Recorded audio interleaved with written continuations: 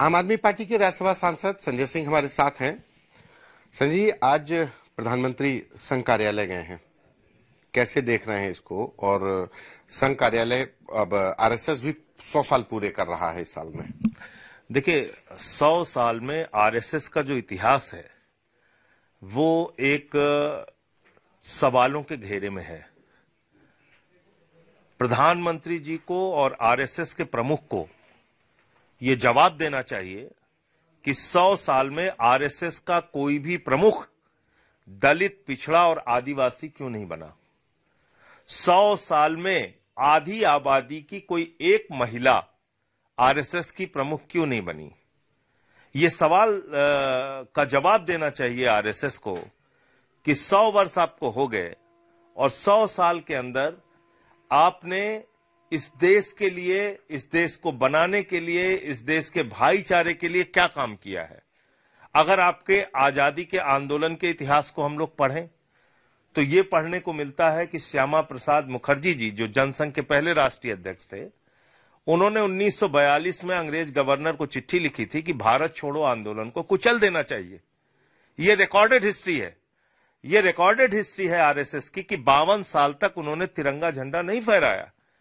ये recorded history है RSS की कि जब नेताजी सुभाष चंद्र बोस आजाद हिंद फौज के माध्यम से अंग्रेजों से लड़ाई लड़ रहे थे तो आरएसएस के पुरखे और भारतीय जनता पार्टी के पुरखे आह्वान कर रहे थे कि नेताजी की सेना के खिलाफ, आजाद हिंद फौज के खिलाफ आप ब्रिटिश सेना में भर्ती हो जाइए। श्यामा प्रसाद मुखर्जी मुस्लिम लीग के साथ सरकार बनाते हैं। 3 राज्यों के अंदर 1942 में जो सिंध प्रांत है, नॉर्थ वेस्ट फ्रंटियर है और बंगाल है, वहां पे फजलुल हक के उप मुख्यमंत्री थे श्यामा प्रसाद मुखर्जी। कौन है फजलुल हक?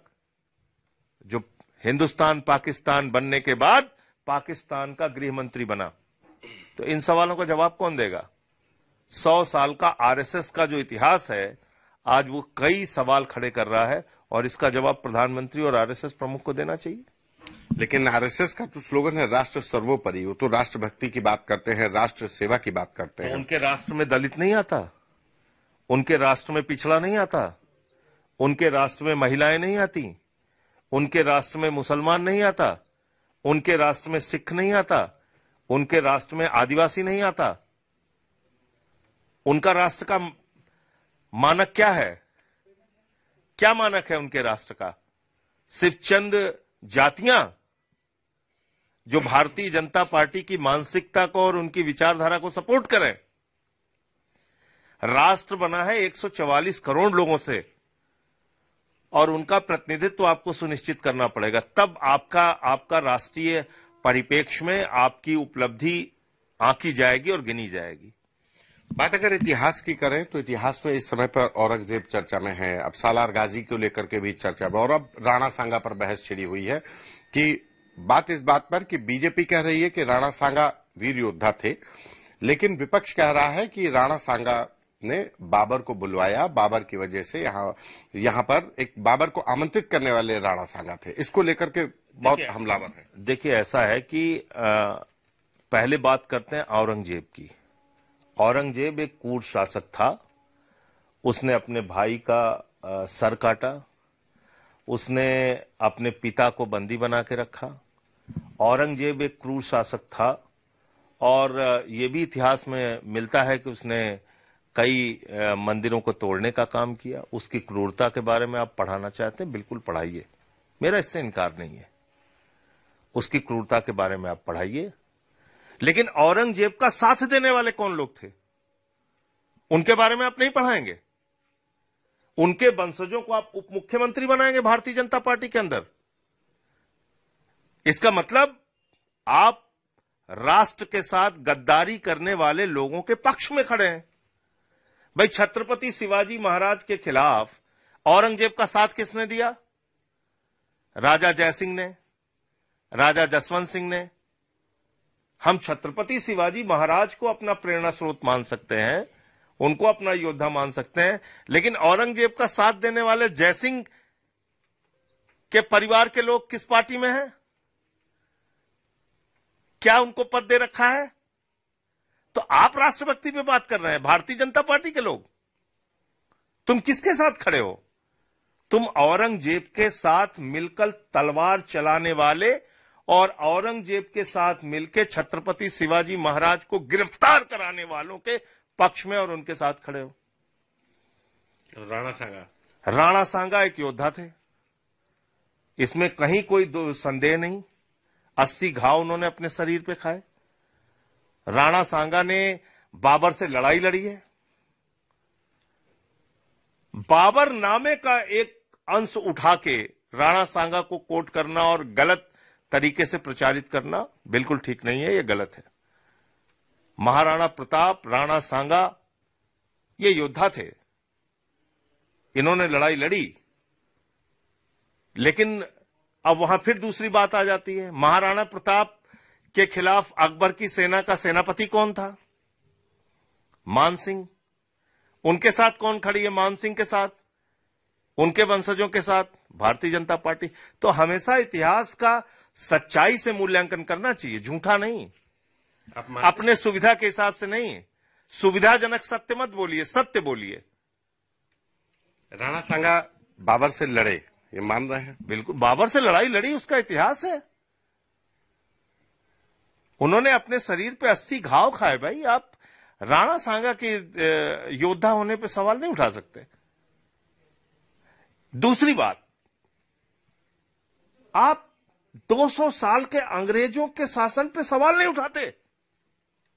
मैं तो इस बात से हैरान हूं, जिन लोगों ने जलियांवाला बाग कांड को अंजाम दिया उस पे आप सवाल नहीं उठाते।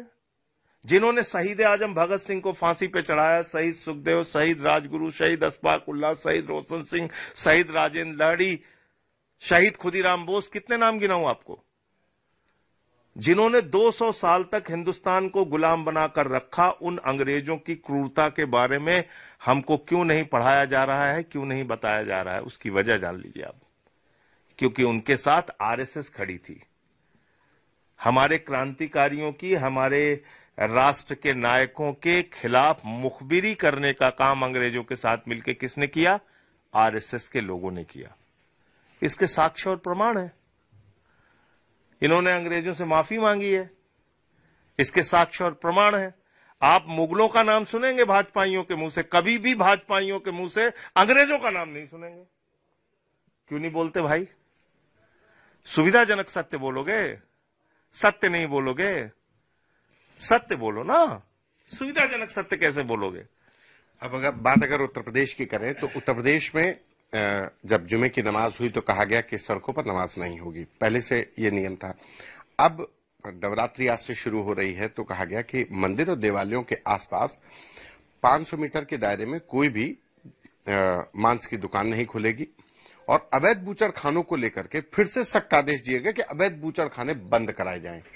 कैसे देखते हैं? देखिए, पहली बात ये कि आपको जानकारी होनी चाहिए और पूरे देश को जानकारी होनी चाहिए, नरेंद्र मोदी जी के सरकार में आने के बाद, डबल इंजन की उत्तर प्रदेश में सरकार बनने के बाद और डबल इंजन की कई राज्यों में सरकार बनने के बाद, जब से महामानव इस देश में आए हैं, महामानव के शासनकाल में बीफ का एक्सपोर्ट बढ़ा है। यानी कि जो बीफ का देश के अंदर उत्पादन, प्रोडक्शन पहले था, वो बढ़ा है। किसके शासन में? भारतीय जनता पार्टी के शासन में। किसके शासन में? महामानव के शासन में। किसके शासन में? नरेंद्र मोदी और योगी के शासन में। तो इससे आप इनकार कर लेंगे? गोवा की असेंबली में आपके मुख्यमंत्री कहते हैं गोवा के अंदर बीफ की कमी नहीं होने दूंगा। मणिपुर और मेघालय में आप लिखते हैं कि हम यहां पे गैया कटवा के मंगवाएंगे, यहां आपको खाने में कोई दिक्कत नहीं होगी। तो वहां गौ माता नहीं है, यहां गौ माता है। ये कौन सा दोहरा चरित्र है आपका? और नवरात्रे में आप बिल्कुल, मैं तो कह रहा हूं कि एक दूसरे के धर्म का सम्मान करना चाहिए। और हम मुस्लिम भाइयों से भी ये कहेंगे कि जहां भी आपकी मंदिर के आसपास, पहली बात तो मीट की दुकान कोई लगाता नहीं, अगर लगाया भी है तो बंद करिए। 9 दिन की बात है, बिल्कुल सम्मान कीजिए। लेकिन अगर किसी मंदिर के सामने केएफसी का रेस्टोरेंट है, किसी भाजपाई का रेस्टोरेंट है, जहां मीट, मुर्गा, मछली सब बिक रहा है, मैकडी है कहीं मंदिर के पास जहां मीट, मुर्गा, मछली सब बिक रहा है, रोस्टेड, उसका नहीं बंद कराएंगे आप बताइए भाई, नियम सबके लिए बनाइए ना। देखिए ये क्या है कि इनके लिए बहुत आसान होता है गरीब आदमी को टारगेट करना।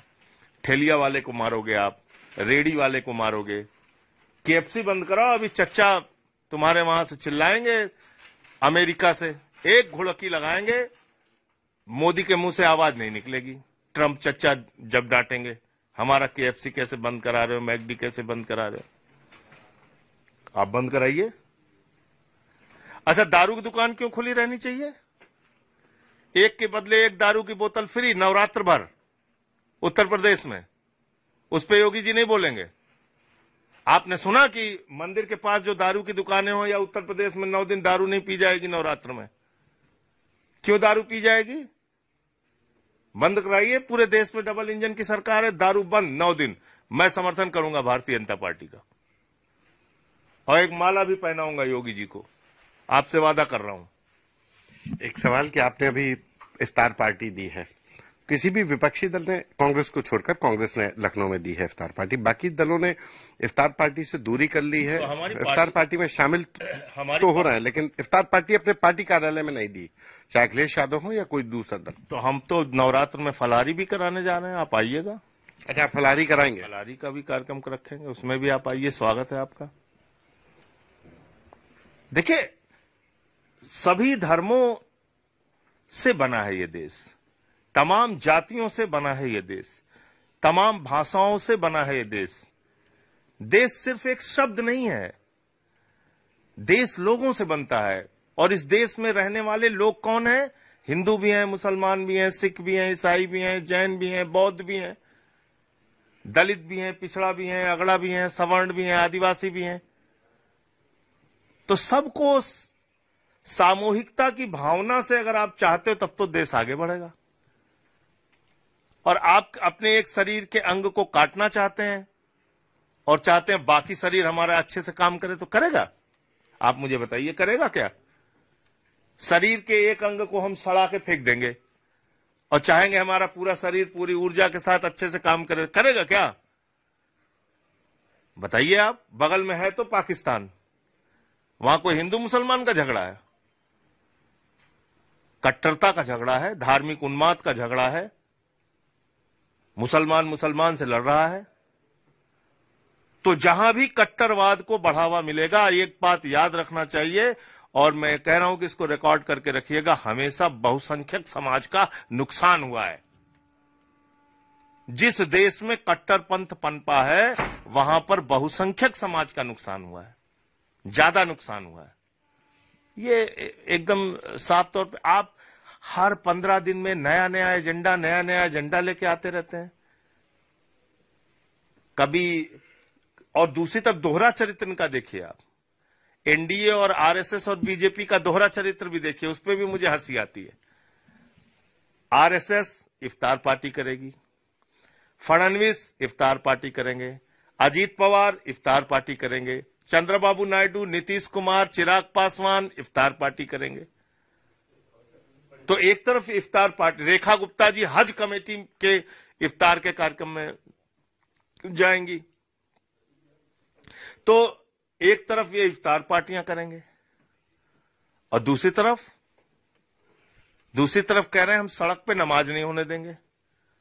अच्छा भाई बताइए, हमारी जो हिंदू धर्म को हम मानते हैं, हमारी दुर्गा पूजा की शोभा यात्रा निकलती है ना, कांवड़ की यात्रा निकलती है, दुर्गा पूजा की यात्रा निकलती है। हमारे सिख भाई हैं वो प्रकाश पर्व पे अपना जुलूस निकालते हैं, उसकी एक बाकायदा परमिशन होती है होता। लेकिन आपको खाली एक उन्माद खड़ा करना है, तो अब 15 दिन नमाज के ऊपर चर्चा कराइए, फिर होली आएगी फिर उस पर चर्चा कराइए, फिर रामनवमी आएगी फिर उस पर। आपने धार्मिक त्योहारों को उन्माद का एक अवसर बना रखा है? एक आखिरी सवाल, मैं तो ये देख रहा हूं कि मोदी जी कहते हैं आपदा में अवसर, यहां तो आस्था में अवसर खोजा जा रहा है। आस्था में अवसर। अभी कुंभ का मेला था, वहां श्रद्धालु और सनातनी तमाम बड़ी बड़ी बातें लोग कर रहे थे। 1-1 लाख रुपए किराया लिया है फ्लाइट चलाने वाले जो कंपनियां हैं, एयरलाइंस, 1-1 लाख। वहां आपकी श्रद्धा कहां मर जाती है? मिलके धंधा कर रहे हो अपने बिजनेसमैन दोस्तों के साथ। अब आपने वक्फ बिल शुरू कर दिया है। वक्फ बिल के बारे में 20 दिन, 15 दिन, महीना भर चर्चा। वक्फ बिल भारतीय जनता पार्टी अगर लाएगी तो इनकी सरकार गिर जाएगी, मैं आपको बता रहा हूं।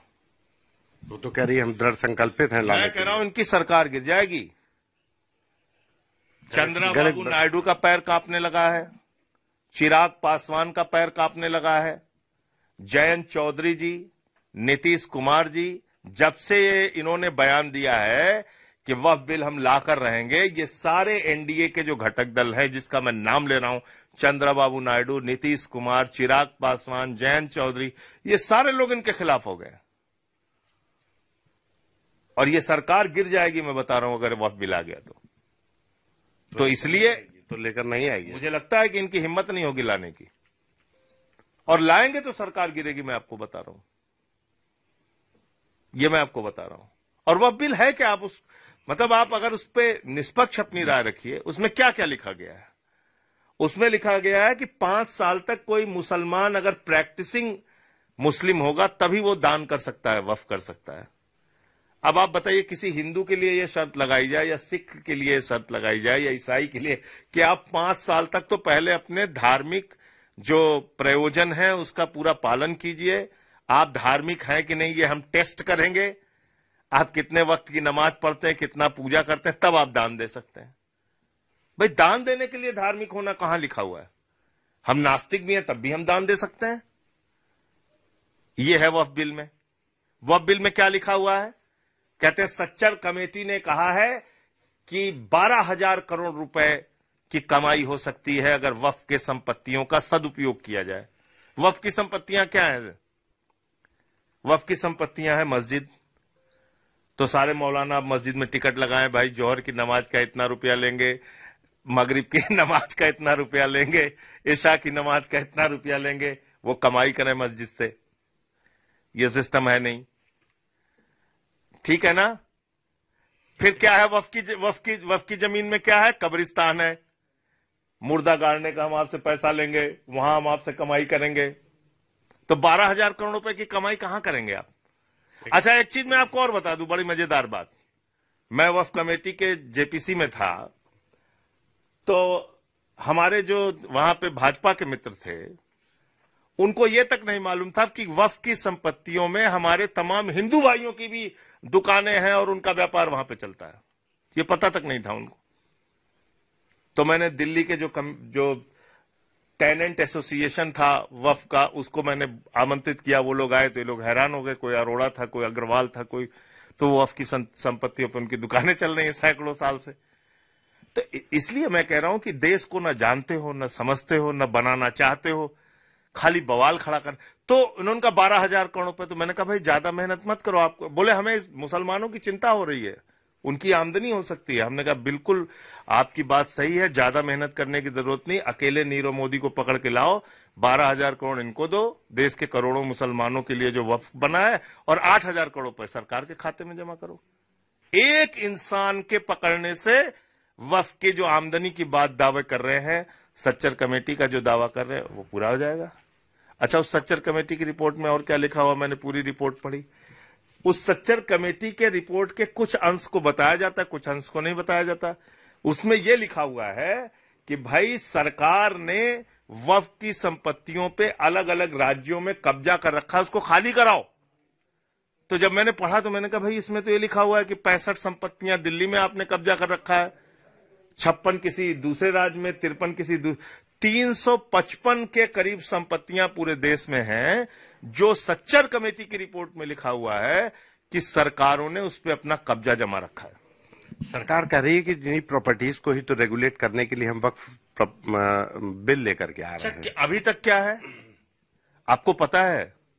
मैं आपके माध्यम से, आपका चैनल बहुत प्रतिष्ठित है, पूरे देश को बताना चाहता हूं, भारत सरकार ने 2022 में, इसको रिकॉर्ड कर लीजिए, भारत सरकार ने 2022 में सुप्रीम कोर्ट के अंदर एफिडेविट देके, शपथ पत्र देके कहा है कि 98.99%, लगभग 99% वक्फ की जमीनें रजिस्टर्ड हैं और ऑनलाइन हैं। यह किसने कहा है? मोदी जी ने कहा है, मैंने तो नहीं कहा ना। मोदी जी की सरकार ने सुप्रीम कोर्ट में शपथ पत्र देके कहा है